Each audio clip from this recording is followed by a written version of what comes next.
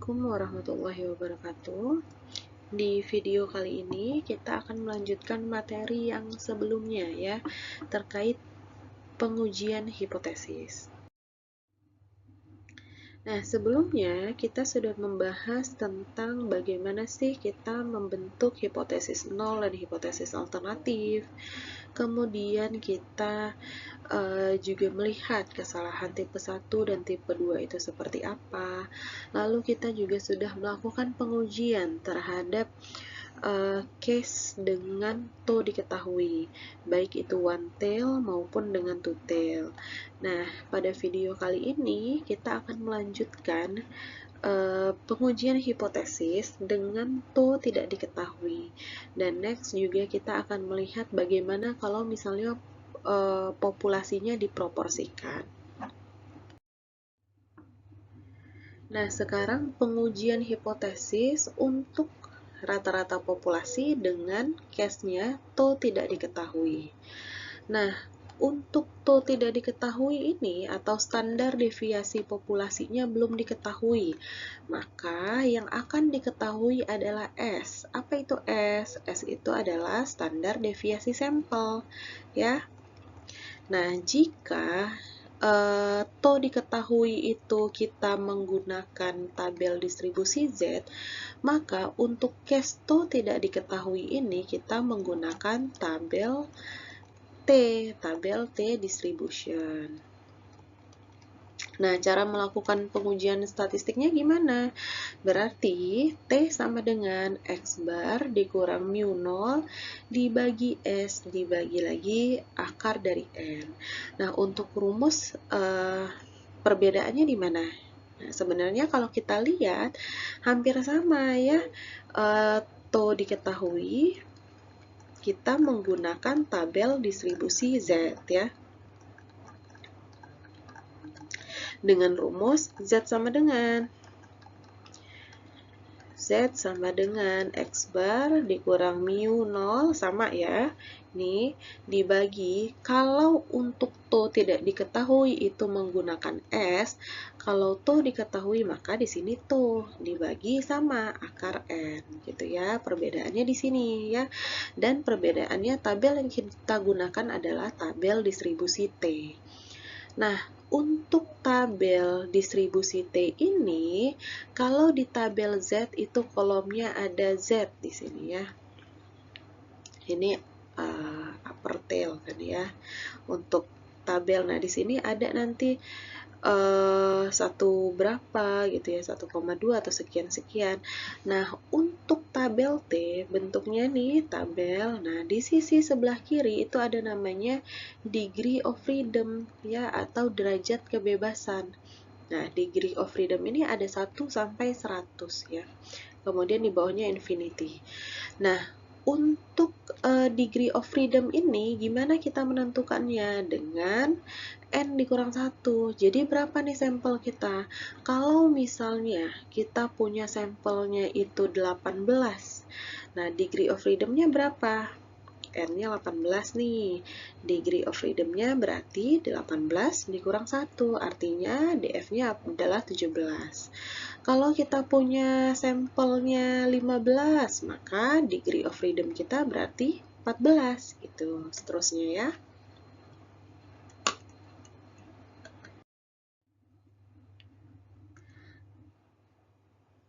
Nah, untuk penyelesaian pengujian hipotesis dengan to tidak diketahui, itu juga bisa dengan dua pendekatan, baik dengan p-value ataupun dengan critical value.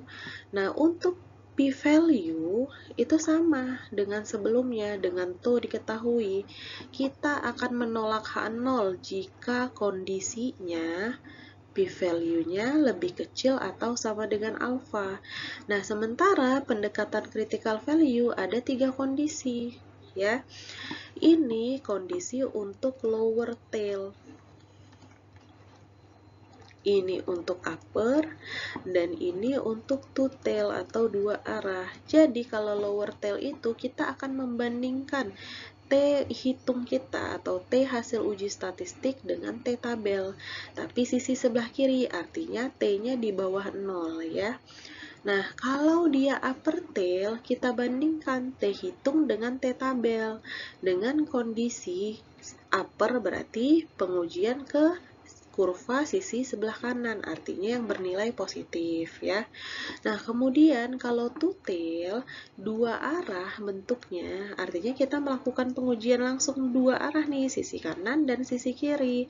Nah, maka rejection rule-nya atau aturan penolakannya adalah tetap membandingkan T hitung dengan T tabel ya. T hitung lebih kecil atau sama dengan T alfa per 2 dengan kondisi sisi sebelah kiri nih minus. Artinya kalau dia bentuknya two tail, alfanya itu dibagi 2 ya. Kalau one tail mau dia lower atau upper, alfanya tidak dibagi 2.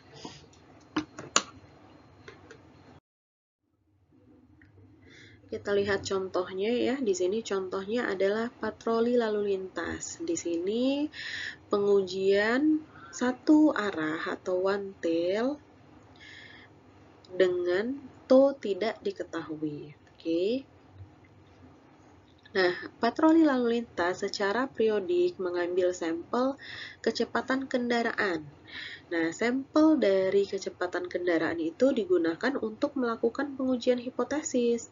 Nah, di sini ada hipotesis nolnya, yaitu rata-rata kecepatan kendaraannya adalah 65 ke bawah, atau mu kecil sama dengan 65. Oke. Oke, kemudian pada lokasi F diambillah sampel sebanyak 64 kendaraan. Nah, dari 64 sampel ini terlihat bahwa rata-rata kecepatan itu adalah 66,2 meter per hours ya. Dengan standar deviasinya adalah 4,2. Gunakan alfa sebesar 0,05 untuk melakukan pengujian hipotesisnya. Nah, tadi udah diketahui hipotesis nolnya adalah mu lebih kecil atau sama dengan 65. Artinya kecepatan kendaraannya itu di hipotesis 0 menyatakan bahwa 65 ke bawah ya. Kita buat diketahuinya dulu ya. Diketahui berarti tadi sampel yang diambil adalah 64 kendaraan yang lewat ya. Kemudian didapat dari 64 kendaraan itu rata-ratanya, rata-rata kecepatannya adalah 66,2. Kemudian standar deviasi sampel ya. Jadi karena ini tuh tidak diketahui, maka yang diketahui adalah S ya. Standar deviasi sampelnya sebesar 4,2. Kemudian alfanya tadi adalah 0,05. Nah, kita diminta untuk melakukan pengujian hipotesis. Nah, yang pertama adalah kita lakukan rumusan hipotesisnya ya. Nah, dari soal kan hipotesis nolnya sudah diketahui. H0 adalah rata-rata kecepatan kendaraan itu lebih kecil atau sama dengan 65. Otomatis HA-nya adalah kebalikannya ya, yang bertentangan dengan H0. Berarti rata-ratanya lebih dari 65. Langkah yang kedua sekarang adalah level of significance ya, atau alfanya berapa? Atau alfa. Alfanya udah ada di soal nih, 0,05. Nah, sekarang yang ketiga adalah kita lakukan uji statistik. Karena ini case-nya tuh tidak diketahui, maka kita pakai rumus T. T sama dengan X bar dikurang mu 0 dibagi S dibagi lagi akar N. Nah, X barnya diketahui adalah 66,2. Kita kurang dengan mu-nya. Mu-nya berapa? Nah, di hipotesis kita lihat rata-rata populasinya adalah 65. Kita bagi S-nya 4,2 dibagi lagi dengan akar dari sampel sebesar 64. Maka kita hitung dulu nih, berapa sih dapatnya? T hitungnya, maka hasilnya adalah 2,286. Oke, ini hasil uji statistik ya, atau T hitung. Nah, sekarang kita gunakan pendekatan critical value dulu. Pendekatan p-value dulu. Oke. Nah, pendekatan p-value ini berdasarkan apa? Berdasarkan hasil dari uji statistik ya. Nah, hasil uji statistik itu menunjukkan nilai 2,286. Nah, si 2,286 inilah yang akan kita lihat di tabel T. Nah, tabel T itu ada yang namanya degree of freedom, di mana cara mencari DF-nya itu adalah sampel dikurang 1. Sampel kita 64. Kita kurang dengan 1, artinya DF-nya adalah 63. Nah, dengan hasil uji 2,286 dan DF-nya 63, yang ini kita harus lihat di tabel T. Ada di posisi upper tail yang keberapa? Posisi atau area. Nah, jadi kita lihat dulu nih, DF-nya 63. Nah, dari DF yang 63 ini ada nggak hasilnya, hasil probabilitasnya senilai 2,286. Jika tidak ada, maka kita cari 2 yang mendekati. Nah, kalau kita cek tabel T, 2,286 itu dengan DF 63 berada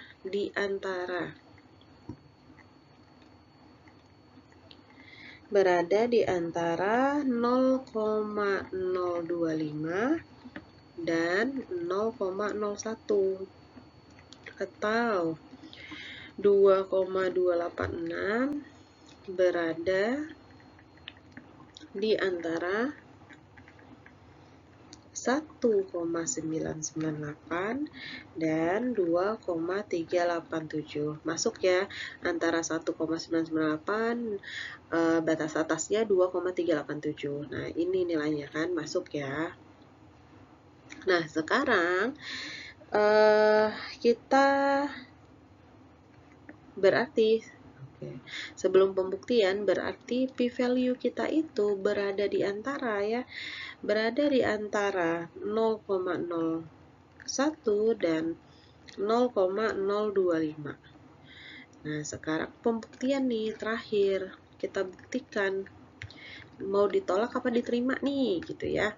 Nah, pembuktian itu p-value-nya lebih kecil sama dengan alpha, berarti dia menolak gitu ya. Sekarang nilai p-value-nya berapa?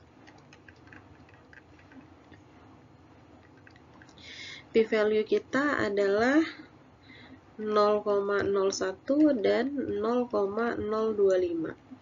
Alfa kita adalah 0,05.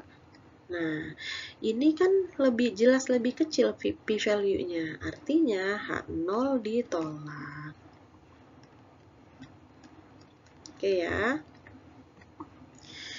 H0 ditolak, artinya rata-rata kecepatan kendaraan itu melebihi dari 65 meter per hours gitu ya, per jam. Ya, kita bisa lihat sebenarnya dari rata-rata sampel yang diambil dari 64 sampel aja menunjukkan rata-ratanya kan 66,2.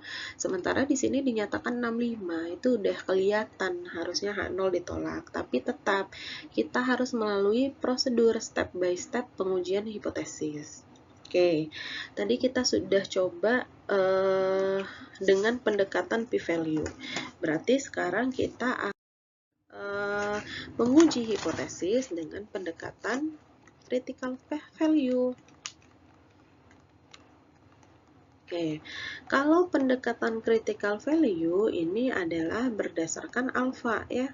Berapa sih alfa kita? Itu nanti jadi dasarnya. Nah, karena ini one tail berarti alfanya tidak dibagi dua ya. Alfa yang kita punya adalah 0,05. DF kita atau degree of freedom kita tadi N dikurang 1 atau berapa tadi? 64 dikurang 1 sama dengan 63. Nah, dengan DF63 alfanya 0,05 kita lihat di tabel Z. Oke. Berapa probabilitas kumulatifnya? Oke. Nah, kita lihat nih di tabel T. Ternyata hasilnya adalah T 0,05 itu didapat 1,669. Nah, kita masuk ke yang langkah terakhir, pembuktian. Berarti kita buat aturan penolakannya. Tolak H0 jika T lebih besar atau sama dengan T alfa. Artinya T hasil hitung lebih besar daripada T tabel. T hasil hitung kita tadi berapa ya? Oh, 2,286. Sementara hasil T tabel kita adalah 1,669. Udah jelas lebih besar hasil uji statistik. Artinya H0 ditolak. Gitu ya. Jadi pendekatan kritikal ataupun pendekatan p-value sama-sama menolak H0. Sama-sama menerima HA. Artinya dari sampel yang diambil, rata-rata kecepatan kendaraan itu lebih dari 65. Ya. Oke, kita lanjut. Nah, ini ya, step-stepnya kita rumuskan hipotesis, kemudian kita tentukan alfa, dan kita hitung uji statistiknya dengan rumus T, karena kita akan pakai tabel distribusi T. Oke. Selanjutnya adalah pendekatan p-value. Nah, ini tadi kita dapat hasil T-nya itu 2,286. Ya. Nah, 2,28 ini ada di mana sih? Oh, ternyata ada di antara 0,02. 0,02 ini nilai probabilitasnya adalah 1,998. Nah, dengan 0,01. Artinya di 0,01 ini probabilitasnya 2,387. Artinya di antara dua ini masuk nilai uji statistiknya. Maka p-value itu berada di antara 0,01 dan 0,025. Ya. Nah, sekarang kita tentukan penolakan H0. Jika p-value lebih kecil sama dengan alfa, maka kita menolak H0. Sekarang p-value-nya udah jelas lebih besar, udah jelas lebih kecil daripada alfanya, ya artinya kita menolak H0. Ya, jadi dengan tingkat keyakinan sebesar 95%, rata-rata kendaraan di lokasi F itu lebih dari 65 meter per hour, ya.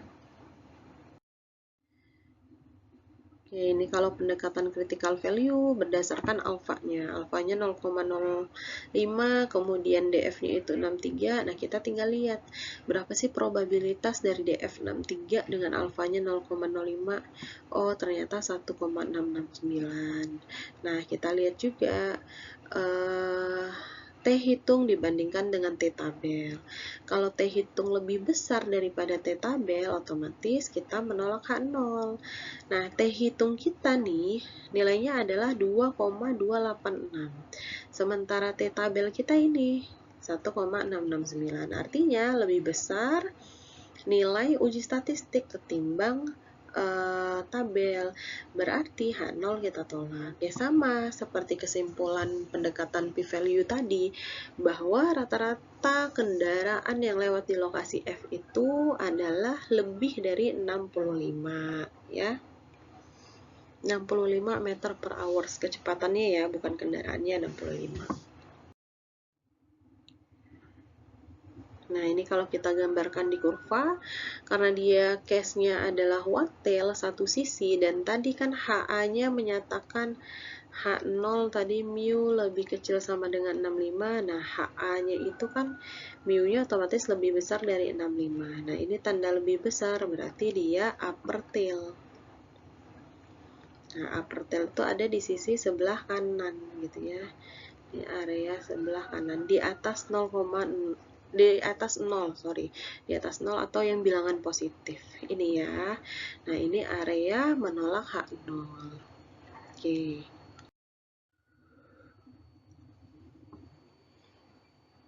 Nah, sekarang video yang lalu kita sudah membahas pengujian hipotesis dengan to diketahui, barusan pengujian hipotesis dengan to tidak diketahui. Sekarang kita mau melihat pengujian hipotesis dengan populasi yang kita proporsikan.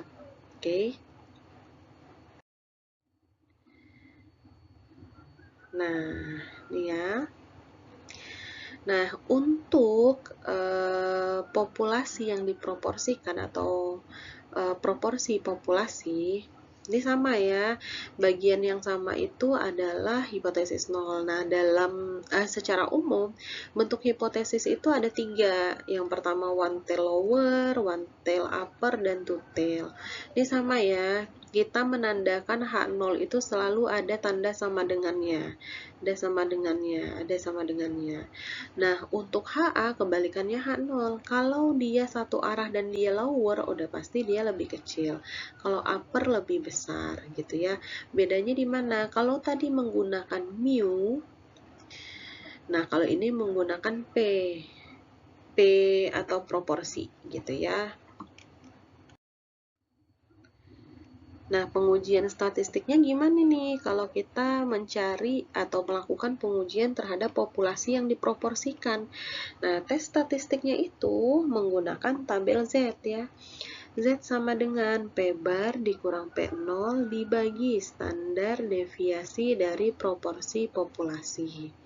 Ya, atau TOP.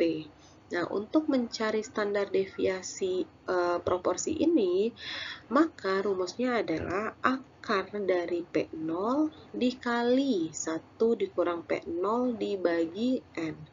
Dengan asumsi bahwa N dikali P lebih besar atau sama dengan 5. Artinya ketika sampel kita kali dengan proporsinya, hasilnya itu 5 ke atas. Dan ketika sampel kita kali dengan 1 dikurang proporsi, maka hasilnya adalah 5 ke atas. Ya, kita bisa menghitung.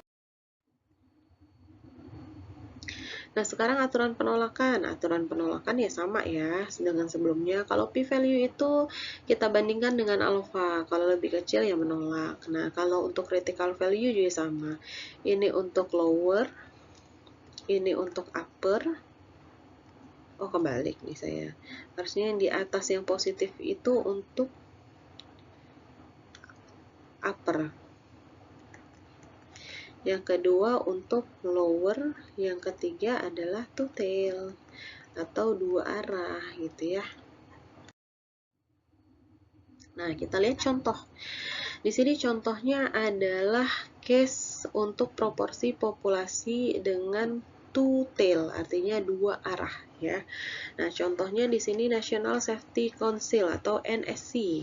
Berarti Dewan Keamanan Nasional ya. Nah, di sini dinyatakan bahwa pada minggu Natal dan Tahun Baru, Dewan Keamanan Nasional mengestimasikan bahwa 500 orang akan terbunuh ya. Di 500 orang akan terbunuh, 25 orang akan luka-luka di jalanan ya. Nah, si NSC ini mengklaim bahwa 50% dari kecelakaan tersebut terjadi karena apa? Karena menyetir dalam keadaan mabuk ya. Oke, jadi si NFC ini menyatakan bahwa setengahnya ya, 50%-nya menyetir dan Nah, dari sampel 125 kecelakaan menunjukkan bahwa 67 memang disebabkan oleh mengemudi dalam keadaan mabuk. Nah, gunakan data itu untuk melakukan pengujian terhadap klaimnya NSC ini. Bener nggak dia mengklaim 50%-nya itu karena menyetir dalam keadaan mabuk ya? Berarti kita harus melakukan pengujian dengan alfanya adalah 0,05. Kita buat dulu yang diketahui ya. Berarti tadi diketahui sampelnya itu dari 120 kecelakaan diambil sampel ya. Kemudian dari 160 itu ternyata 67-nya karena mengemudi dalam keadaan mabuk. Berarti di sini P-barnya atau proporsinya 67/120 ya. Oke, kemudian tadi alfanya adalah 0,05 kalau nggak salah ya. Nah, sekarang kita harus melakukan pengujian hipotesis nih. Benar nggak klaimnya si Dewan Keamanan Nasional itu? Bahwa 50%-nya karena mengemudi dalam keadaan mabuk. Yang pertama, rumuskan dulu hipotesisnya. Nah, tadi kan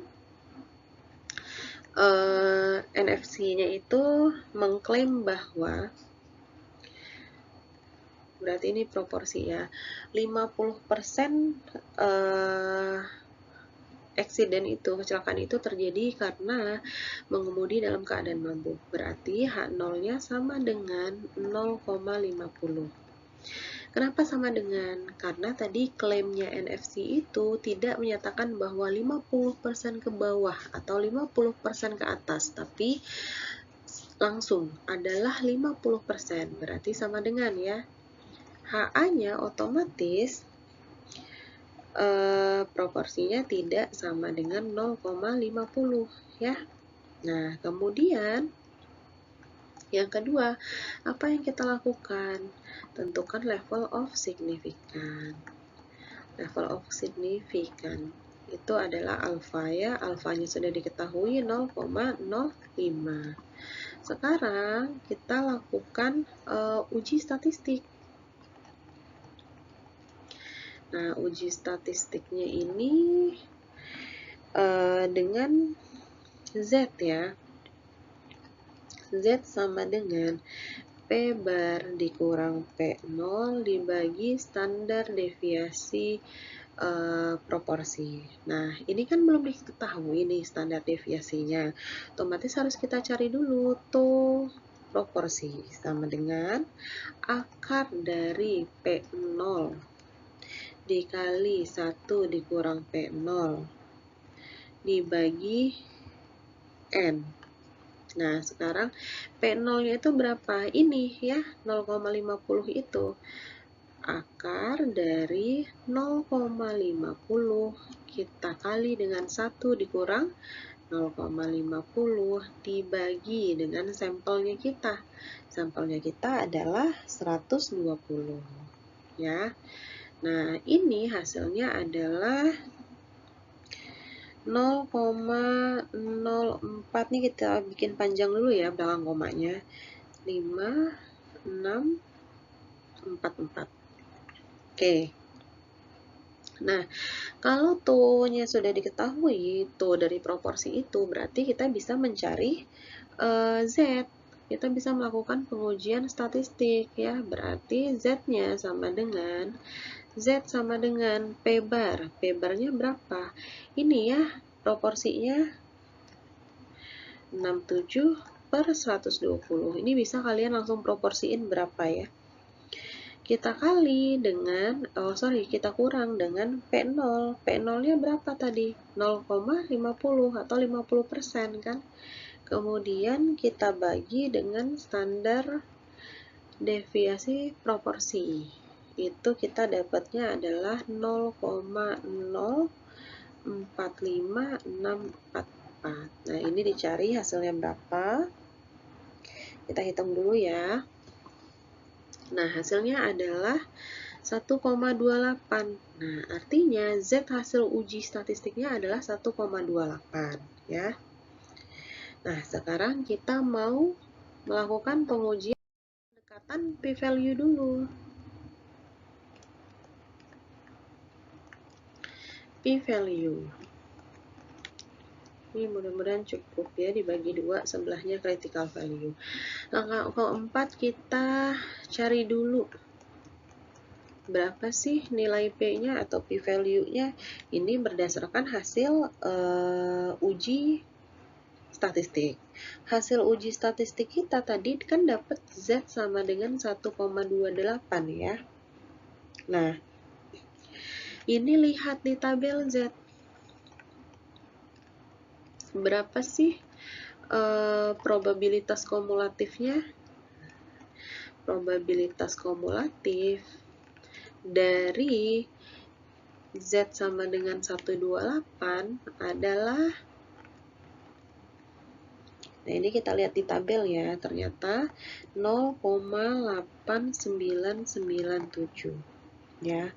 Nah, maka p-value-nya adalah, kita kurangin kan, 1 dikurang probabilitas kumulatif 0,8997. Karena ini dua arah pengujiannya, otomatis kita kali 2 ya. Sehingga ini dapatnya adalah 0,2006. Nah, langkah terakhir di pendekatan p-value nih, pembuktian. Mau kita tolak apa kita terima gitu ya. Syaratnya tadi, H0 ditolak jika p-value lebih kecil atau sama dengan alfa. Sekarang p-value-nya kita dapat adalah 0,2006. Alfanya sendiri adalah 0,05. Nah, 0,2006 kita bandingkan dengan 0,05, jelas lebih besar si p-value ya.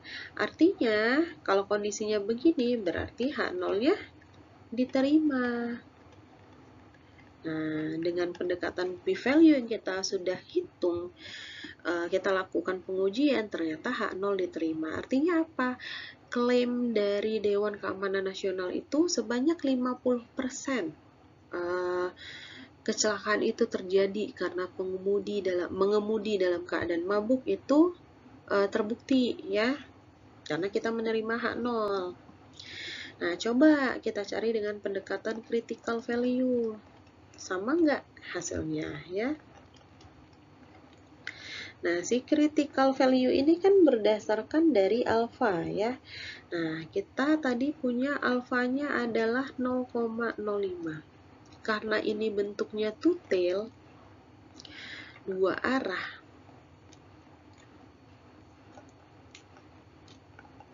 maka alfanya itu kita bagi 2. 0,05 kita bagi 2, hasilnya adalah 0,025. Oke. Nah, kita lihat nih Z 0,025 itu berapa sih gitu ya. Oke, di tabelnya kita lihat ya.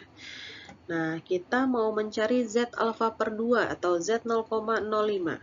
1 dikurang 0,025 sama dengan 0,9750. Nah, kita punya probabilitas kumulatif sebesar ini.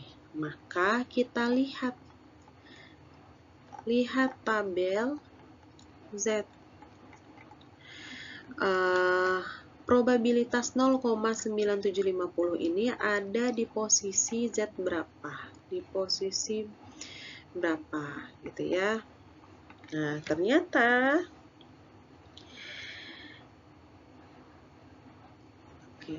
critical value-nya atau posisi dari Z probabilitas 0,9750 ini adalah 1,96 ya.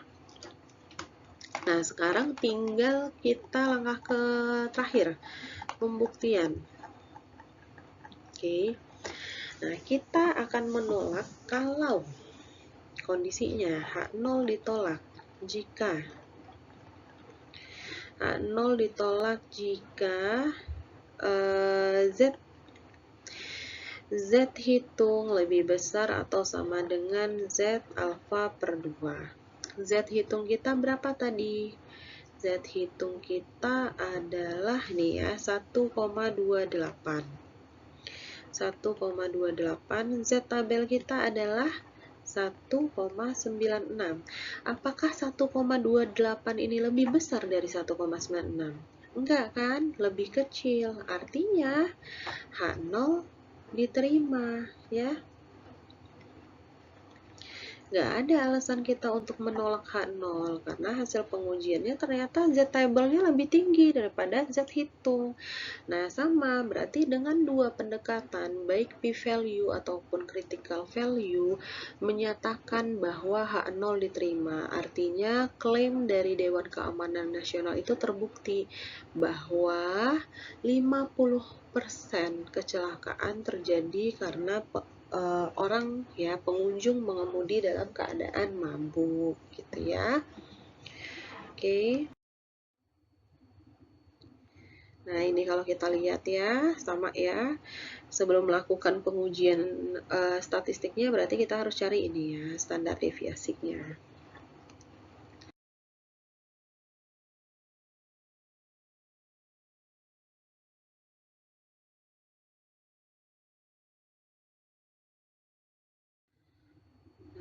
Ini pendekatan p-value. Jadi kita tidak bisa menolak H0 karena ini kebalikan dari aturannya. Aturannya adalah p-value dibanding harus lebih kecil dari alfa baru bisa kita menolak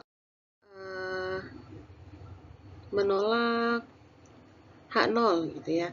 Nah, critical value juga gitu. Ternyata hasilnya adalah lebih besar. Hasil Z tabel ketimbang Z hitung ya. Kalau hasil Z hitung atau uji statistik 1,2 sementara hasil apa tuh namanya, Z tabel kita adalah 1,96. Maka kita tidak bisa menolak hipotesis 0 gitu ya. Nah, maka dengan penyelesaian contoh dari pengujian hipotesis dengan kondisi populasinya terproporsi sudah selesai ya, kita lakukan pengujian hipotesis, maka selesai materi kita terkait dengan pengujian hipotesis. Terima kasih. Assalamualaikum warahmatullahi wabarakatuh.